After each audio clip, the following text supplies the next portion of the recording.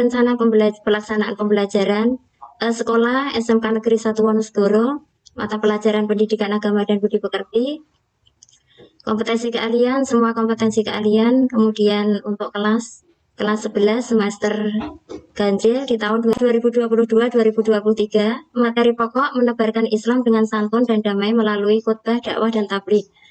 Alokasi waktu 3 kali 45 menit untuk pertemuan pertama. Kemudian untuk kompetensi inti adalah yang pertama, menghayati dan mengamalkan ajaran agama yang dianutnya. Yang kedua, menghayati dan mengamalkan perilaku jujur, disiplin, tanggung jawab, peduli, gotong royong, kerjasama, toleran, damai, bertanggung jawab, responsif, kemudian dan provokatif melalui keteladanan, pemberian nasihat, penguatan, pembiasaan, dan pengkondisian secara berkesinambungan, serta menunjukkan ini Bu Nurul. Iya. Langsung ke KD ya. Iya Bu. Cukup. Iya Bu. Bu Nurul. Sebentar Bu, saya besarkan dulu volumenya. Nurul di stop saja saya. Maaf Bu, tidak. Stop. Dihentikan saja. Dihentikan saja Bu Nurul untuk istrinya. Iya, ditutup ya. Ya. Oke. Biar mengurangi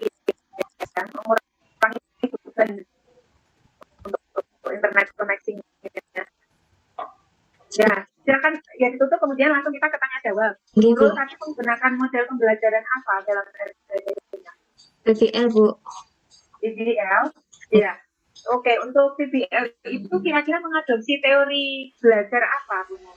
Behavioristik, konstruktivistik, humanistik, yang mana? Behavior Bu. Behavior, kenapa behavior? Karena di situ secara langsung saya akan melibatkan anak. Kalau teori belajar konstruktivistik nggak melibatkan anak ya? Di situ saya membuat diskusi itu kan berarti melibatkan anak Bu.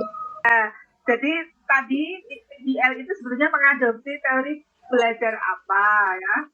Nah, bisa dilihat itu mengadopsi teori konstruktivistik ya. Iya Bu. PBL, contextual and learning. Baik, next pertanyaan selanjutnya. Di bagian mana dalam RPP-nya Bu Nurul yang mengintegrasikan TPACK? Saya di situ di penilaian keterampilan Bu.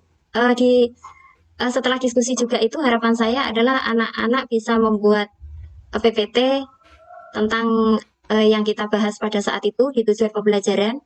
Kemudian nanti akan saya masukkan di penilaian keterampilan. Oh, jadi nanti mahasiswa diminta produknya PPT Bu. Ya, jadi untuk anak-anak nanti diminta untuk produknya PPT adalah PPT ya. Oke.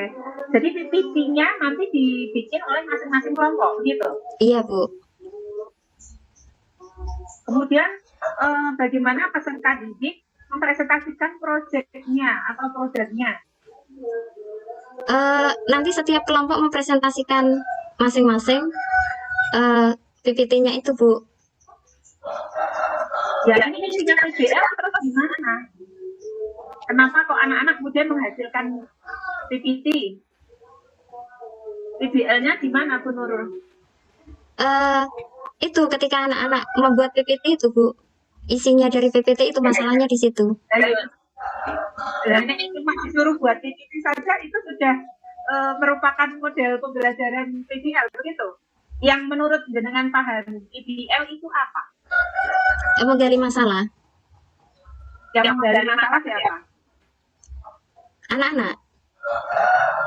Ya, akan dengan ekspor jawabannya dikembangkan jawabannya.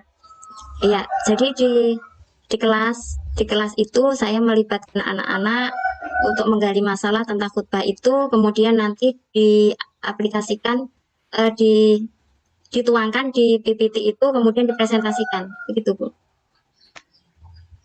Iya.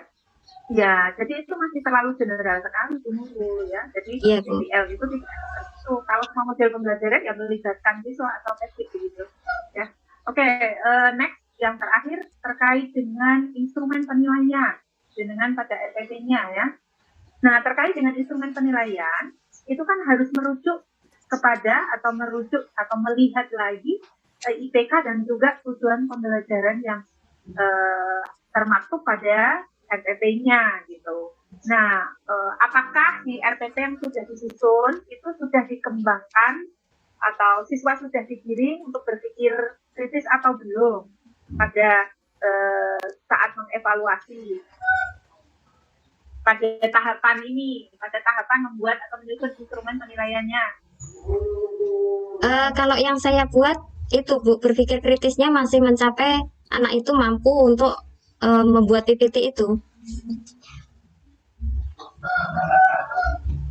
Oke, jadi yang dipahami bahwa host itu hanyalah anak itu bisa membuat PPT begitu ya? Sekaligus ini mengembangkan dari maksudnya masalah-masalah yang ada kaitannya dengan khutbah. Harapan saya anak-anak mampu berpikir sampai ke sana. Misalnya dengan perkembangan zaman, bagaimana anak itu untuk punya semangat belajar tentang khutbah begitu Bu.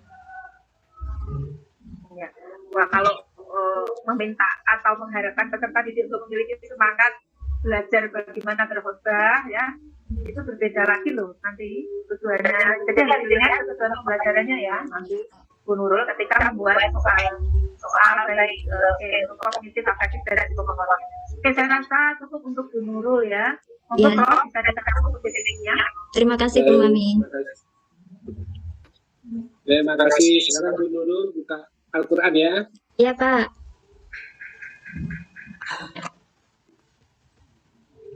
Buka surah ke-7 Bu.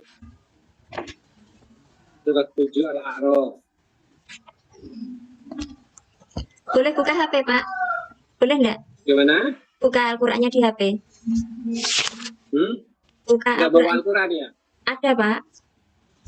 Ya udah buka aja Al-Qurannya. Ya, surat ke-7. Iya, surat ke-7. Ya, iya Pak. Silakan dibaca dulu. Ya. A'udzubillahi minasyaitonirrajim. Bismillahirrahmanirrahim. Alif lam mim shad.